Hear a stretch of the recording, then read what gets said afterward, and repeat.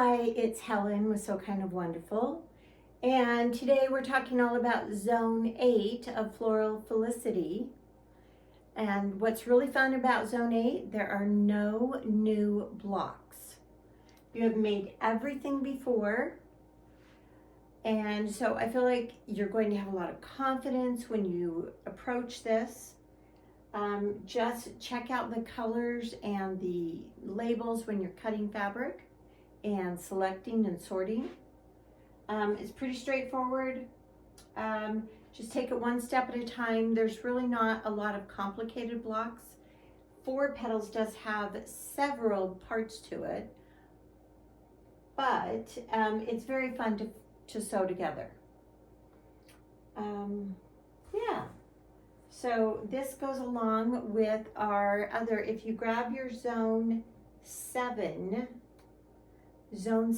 of Floral Felicity, you could actually sew these parts together at this point.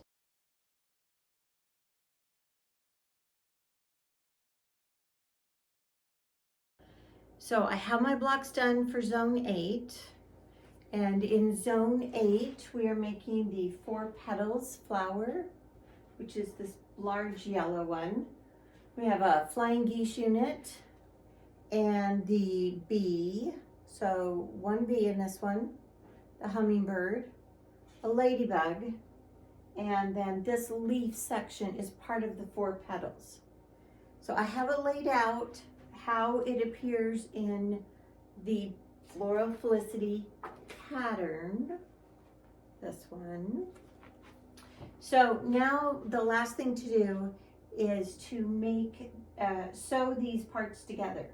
So you also have some sashing in Zone 8 that is all part of the cutting.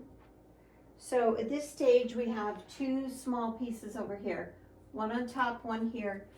The top part is all done with more of a tan background. This one's a little creamier green. So that helps you kind of separate the pieces and where they go. And then we have we're just going to sew these together into sections. And I'm just going to lay them out here so we can talk about them. The book actually shows you where your sections, where your different parts go. Here. And again, I love that we have them as 2 different backgrounds. It really helps you keep everything organized. The top part is pretty straightforward. You just put your flying geese unit in and 1 piece over here. So sew these together, press seam open, sew them to your petal unit, and then sew this little strip on this edge. And then you'll have all of that sewn. And then we work down here. So down here we just have a little bit of sashing around our bee. Pretty sure that one goes there. And then here.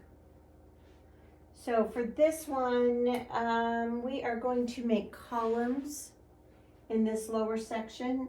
So we need to sew this together first so we can sew it to our leaf. And then we sew 1, 2, 3, 4 together. So we're making a column.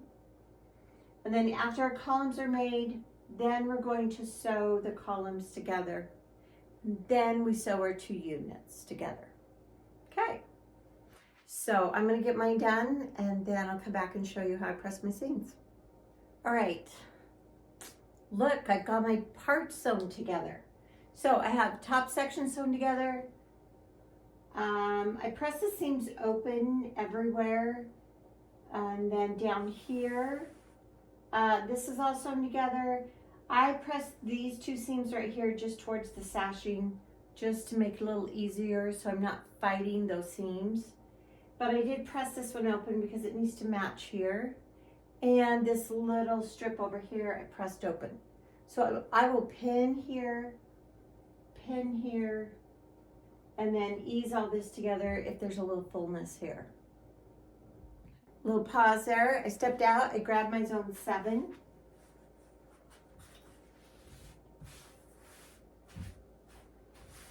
Zone 7 lives right next to Zone 8, and regardless of your layout, whether you're doing the whole quilt or the 4 mini quilts, at this point you can sew these 2 zones together, and that's what I'm going to do.